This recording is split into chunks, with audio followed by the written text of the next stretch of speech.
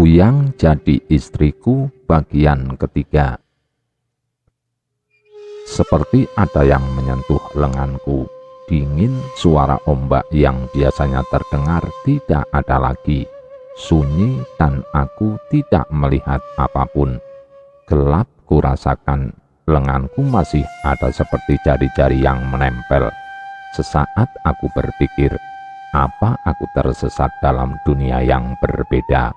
Ku coba mengempulkan ingatanku tanpa membuka mata. Jantungku semakin berdegup kencang, mengira-ngira apa yang akan aku hadapi. Sambil mengumpulkan keberanian, pelan-pelan ku buka mata, dan jantungku seperti menghujam ulu hati. Terkejut tapi tak mampu melakukan apapun. Sepertinya mulutku terbuka kaku, mataku menatap raut muka yang bersih, bibir tipis belah di tengah, mata yang sayu berbinar dengan bulu mata yang lentik. Aku seperti berkaca, ada bayanganku dalam bola mata itu. Rambut ikal panjang terjuntai di dada sebelah kiriku, tidak rapi, sebagian melilit ke leher. Sesaat mata kami beradu, dan seperti tersadar wanita itu buru-buru menarik tangannya, lalu bangkit dan menuruni tangga tanpa sepatah kata pun. Sekilas tampak wajah malu dengan senyum yang misterius. Aku masih dengan posisiku yang sedikit bersandar di dinding kayu. Seingatku aku duduk di teras depan anak tangga, tapi sekarang aku bersandar di dinding kayu teras rumahku. Benar-benar sudah tidak ada lagi kerjasama antara otak dan otot. Pikirku sepertinya aku tertidur lama karena kelelahan berpikir. Bahkan sampai wanita itu pergi, aku tak mampu berkata-kata walau hanya sekedar ucapan terima kasih. Cukup lama aku terduduk merenung sambil mengumpulkan tenaga sedikit demi sedikit, hingga suara panggilan dari kampung tengah alias perut itu berkumandang. Aku langsung duduk di kursi meja makan. Kupandangi makanan yang ada di atas meja makan. Semua terhidang rapi, seolah agar aku tidak kerepotan jika hendak makan. Buru-buru ku minum air bening untuk menenangkan jantungku. Dan rasanya segar begitu air melewati tenggorokanku yang kering. Ku ambil nasi dengan sayur jengkol kesukaanku. Saat suapan pertama, aku tidak langsung mengunyah. Seperti ada rasa yang berbeda dalam bumbu jengkolnya. Enak, pandai memasak juga gumanku. Seperti kesurupan, aku menghabiskan 2 piring nasi. Rasanya kenyang, cukup untuk bekal beberapa hari tidak makan. Pak Dadang, terdengar suara orang memanggil. Aku tidak lagi minum air karena penuh sekali rasanya perut. Aku langsung keluar dan kulihat seorang lelaki muda seusiaku berdiri di depan tangga teras rumahku. Aku mengernyitkan dahi karena belum pernah melihat pemuda itu, dan pemuda itu sepertinya paham jika aku bingung. Saya keponakan Pak Badrus, Pak, kata pemuda itu menjelaskan. Kata paman, Bapak diminta untuk melihat udang di tambak barat karena banyak yang mati. Padahal seminggu lagi mau dipanen. Katanya lagi menjelaskan. Iya, tunggu sebentar, kataku. Aku masuk ke dalam rumah hanya mengambil topi dan kacamata hitam, lalu menutup pintu. Kami pun berjalan beriringan menuju tambak di sebelah barat. Tambak itu adalah tambak uji coba bibit udang baru, bantuan dari pemerintah, dan jika berhasil akan dikuyurkan lagi bibit yang sama dalam jumlah yang besar. Untuk menuju ke tambak itu melewati rumah Aying. Tampak Sukma, si wanita misterius bagiku, sedang duduk di teras rumahnya. Sepertinya wanita itu tidak sadar jika kami akan melewati rumahnya. Pemuda yang bersamaku sepertinya juga memperhatikan wanita itu. Sekilas ekor mataku menangkap pandangan matanya tajam melihat Sukma, dan air mukanya mendadak berubah ketika Sukma menyadari ada yang memperhatikannya. Wajah yang terlihat keras dan bertanya-tanya, karena keningnya tampak mengkerut dalam. Baru saja aku hendak bilang permisi, Sukma buru-buru masuk ke dalam rumah, seperti muka ketakutan. Apakah mereka saling mengenal? Entahlah. Pemuda itu terus berjalan sambil menundukkan kepala, tidak seperti sebelum melihat Sukma. Hari itu adalah hari yang melelahkan karena kami harus mengulas tambak dan memindahkan udang. Dengan risiko tinggi, terpaksa harus kulakukan. Sepulang dari tambak, aku melihat lantai teras rumahku lembab, seperti baru saja dipel. Otakku langsung saja ingat Sukma, dan benar saja isi rumahku rapi. Saat hendak minum, tercium aroma makanan yang menggoda perutku di meja makan yang tertutup tudung berwarna biru. Kubuka tudung makanan itu, dan aku mencicipi makanan yang aromanya menggoda itu. Akhirnya aku ambil nasi lalu makan. Selesai bersih-bersih badan dan sholat, aku pun merebahkan diri, dan karena kelelahan aku pun tertidur. "Abah," teriakku. Aku bangun dan keringat sebesar biji jagung mengucur deras dari dahiku. Aku terengah-engah seperti habis lari maraton. Cuma mimpi, ucapku gugup. Jantungku masih belum normal. Aku mencoba mengingat mimpi yang sangat aneh dan mengerikan. Kulihat jam menunjukkan pukul 2 lewat. Bergegas aku ke pewuduan. Aku berniat sholat isya dan sholat tahajud. Berusaha menenangkan diri. 2 bulan lebih sudah Sukma membantuku. Meski tidak sama saat ada Aying, tetapi aku cukup bersyukur. Setidaknya saat aku sibuk membantu para petani udang tambak melakukan perawatan, di rumah ada yang siap menyediakan makanan dan membersihkan rumah, serta merawat tanaman sayuranku. Entah karena Sukma memang pendiam atau terlalu cuek, atau aku yang kurang agresif. Kami jarang berkomunikasi. Terkadang aku bingung apa yang harus kubicarakan saat kami berkumpul di dalam rumah. Apa yang aku tanyakan hanya dijawabnya singkat. Jika aku perlu sesuatu, dia hanya mengambilkan lalu pergi, seperti selalu tahu apa yang aku pikirkan.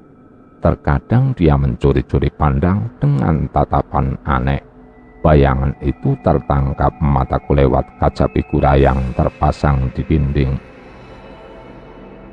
Tidak seperti biasanya, pagi itu dia bertanya, "Aku mau titip apa?" karena dia mau pergi ke pasar. Aku termenung sesaat, lalu aku pergi ke kamar untuk mengambil uang. "Ini uang untuk beli bumbu dapur sama titip belikan ayam. Sisanya adik bawa saja," kataku sambil menyorongkan sejumlah uang. Tampak muka terkejut dan bingung di wajahnya. Aku pun jadi ikut bingung, takut menyinggung.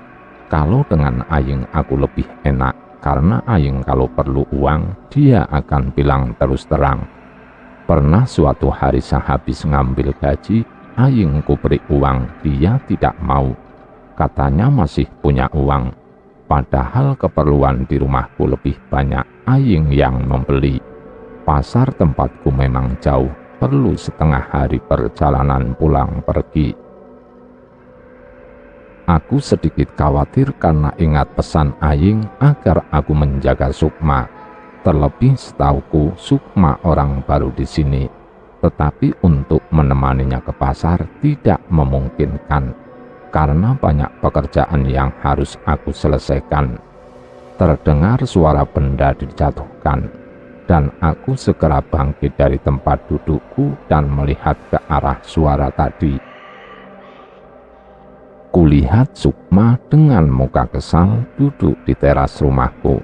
Seperti sadar aku memperhatikannya, Sukma pun menoleh ke arahku dan menyungkingkan senyumnya. Manis tapi tetap misterius. Lalu bangkit masuk ke dalam rumah melewatiku tanpa permisi. Di luar, di bawah pohon pinus, ada 2 orang pemuda yang sedang duduk di kursi kayu tempat biasanya aku dan Aying juga beberapa warga biasa ngobrol sambil menikmati pemandangan laut lepas. Sepertinya mereka bukan orang kampung sini. Melihat aku memperhatikannya, mereka pun mendekatiku, dan aku pun menyambut kedatangan mereka. "Maaf kak, tadi mengantar adiknya kakak pulang dari pasar, sekalian ingin silaturahmi," kata pemuda dengan mata sipit itu, yang mengira aku kakaknya Sukma. "Oh iya, kenalkan, saya Burhan, dan ini Abdul kak. Kami dari desa di balik gunung itu," lanjut pemuda bernama Burhan menunjuk gunung yang dimaksudnya. "Iya, terima kasih," balasku basa-basi. "Bolehkah lain waktu kami main lagi kemari kak?" pinta pemuda bernama Abdul. "Silahkan," jawabku singkat tanpa banyak bertanya. Setelah percakapan itu, mereka permisi untuk pulang, dan aku pun langsung kembali ke dalam untuk meneruskan pekerjaanku yang tertunda. Di dapur terdengar suara ribut Sukma melakukan pekerjaan dapur. Biasanya jika sudah selesai, dia baru pulang ke rumah. Terkadang dia membawa pulang makanan yang dimasaknya di rumahku. Meski tak kusuruh, mungkin dia sudah bertanya pada Aying kebiasaannya dia. Karena sibuk, aku tidak sadar jika Sukma sudah tidak lagi ada di rumahku. Perutku sudah membunyikan sirine, pertanda waktunya makan. Aku pun bergegas untuk makan. Aroma makanan itu menambah rasa laparku. Saat aku memakan daging ayam, aku menghentikan mengunyah. Lidahku tidak merasakan bahwa itu daging ayam seperti yang biasa aku makan. Rasanya aneh, seperti daging yang sudah habis dikunyah orang, dihisap sari rasanya kemudian dimasak. Bahkan bumbunya saja tidak meresap dalam dagingnya, sepah, dan saat kukunyah seratnya terasa alot. Akhirnya aku hanya makan sayur dan kuahnya saja. Karena lapar dan ingat pekerjaan yang harus segera selesai, aku tidak memikirkan keanehan itu. Semenjak Sukma ke pasar waktu itu, aku sering melihat pemuda-pemuda yang asing datang dan pergi ke lingkungan rumahku.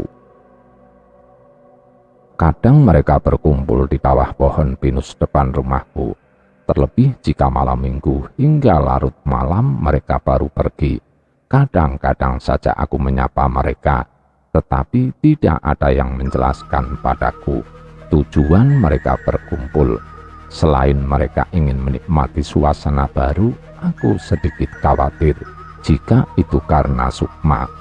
Tapi aku selalu menepis pikiran-pikiran itu. Terkadang aku memperhatikan Sukma yang tampak acuh dengan mereka. Jika kebetulan ke rumahku dan bertemu dengan mereka, kupikir sedikit wajar. Pemuda sedikit menggoda jika ada wanita secantik Sukma lewat. Hari itu malam minggu, seperti beberapa minggu terakhir, selalu banyak pemuda yang datang ke lingkungan rumahku. Sedari pagi aku tidak melihat Sukma. Perasaanku gelisah seperti ada yang hilang. Berkali-kali aku buka pintu belakang yang tembus pandang dengan rumah Aying, hanya terlindung pepohonan perdu. Tapi di sana juga tampak sepi. Malam itu aku gelisah.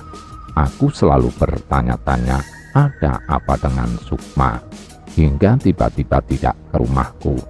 Tanpa kata-kata, sakitkah atau pergi seperti Aying.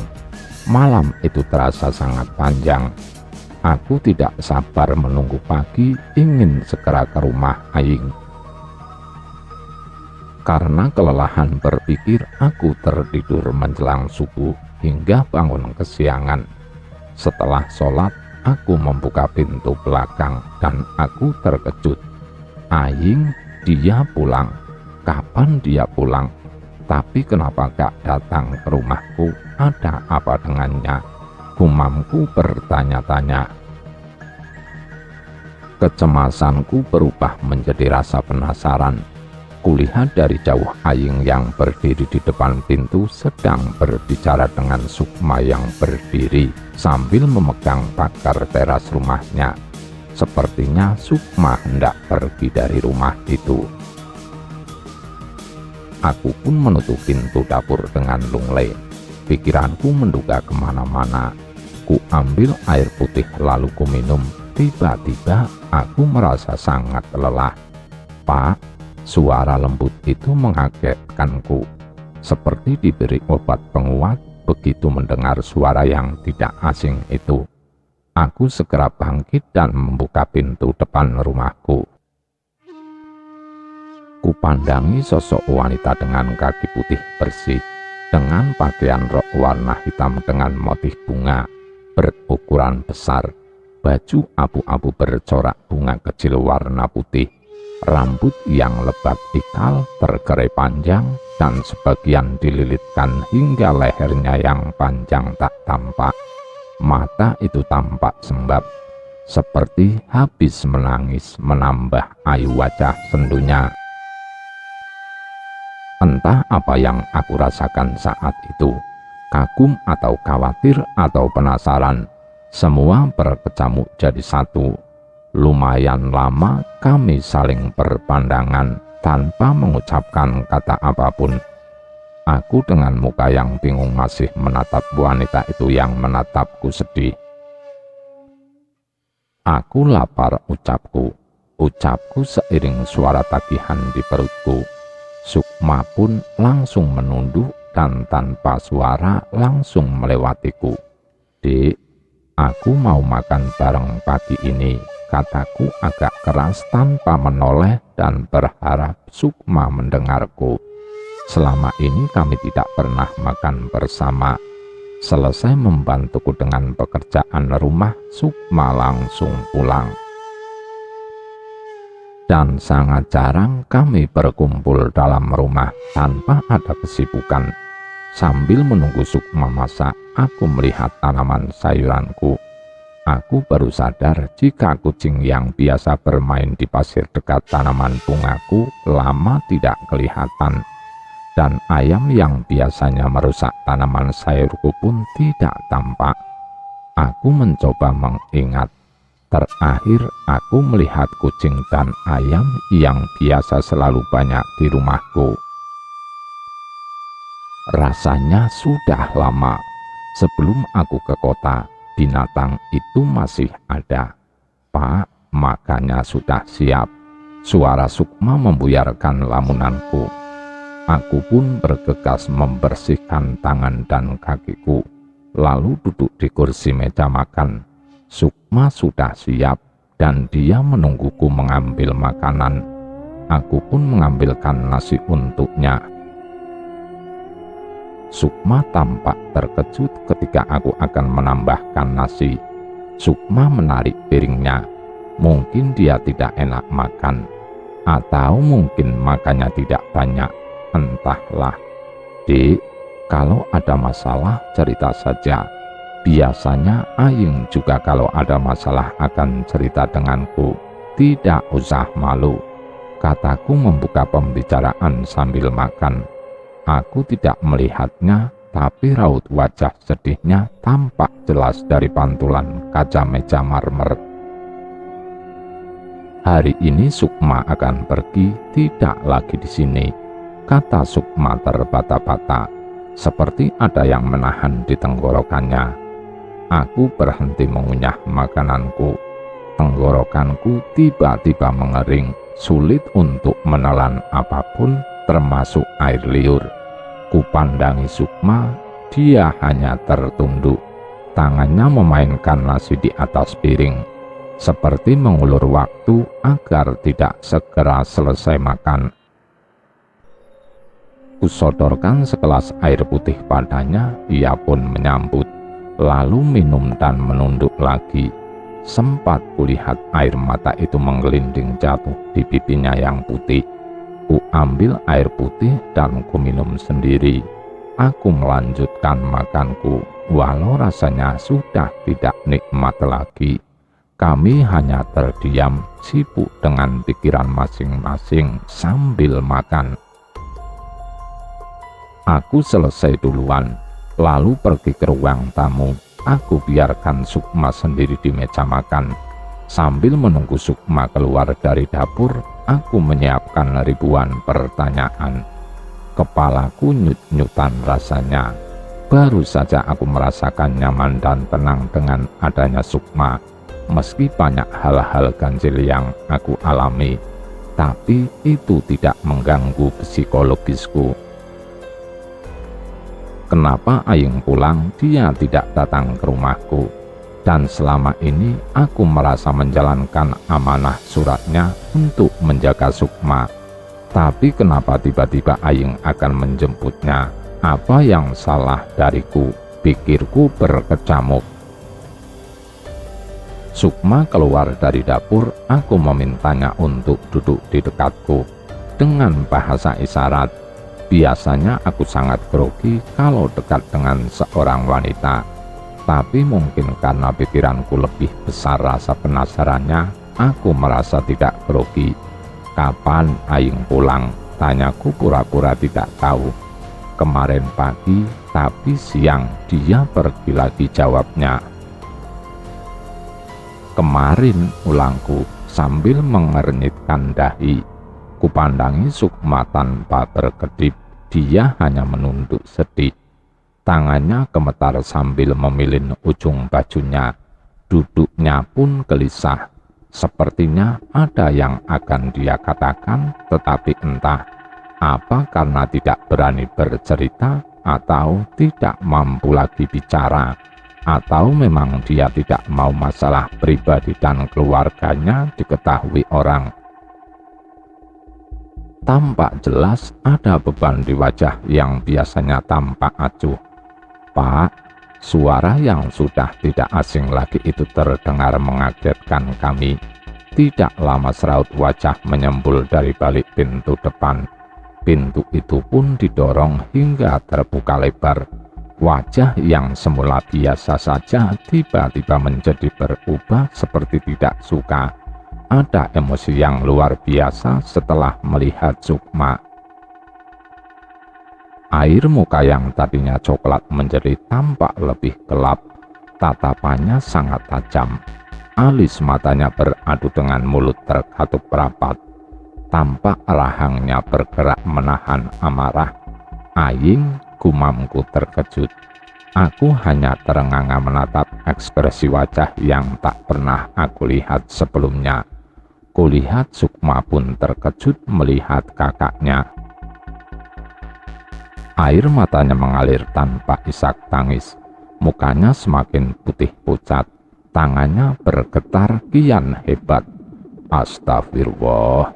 Batinku berkecamuk. Bingung karena aku tidak tahu apa yang sedang terjadi di antara mereka.